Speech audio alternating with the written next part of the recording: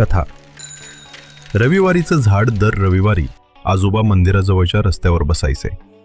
लोक जातायचे येतायचे, पण कोणी थांबत नसे. एक रविवारी नातू विचारतो, आजोबा रोजच इथे का बसता? आजोबा हसून म्हणाले, मी वाट पाहतोय. नातू गोंधळला. कशाची वाट? आजोबा त्याला जवळच्या लहान रोपाकडे घेऊन गेले. ते म्हणाले, हे रोप मी दर रविवारी थोडं पाणी घालून जातो. नातू म्हणाला, पण रोज पाणी घातलं तरच झाड वाढतं ना? आजोबा शांतपणे म्हणाले, रोज नाही जमलं, पण नियमितपणा जमला. आज त्या रस्त्यावर मोठं झाड उभं होतं. लोक त्याच्या सावलीत विसावा घेत होते. नातू हसला आणि आजोबांच्या डोळ्यात समाधान चमकलं. संदेश: परिपूर्णतेपेक्षा सातत्य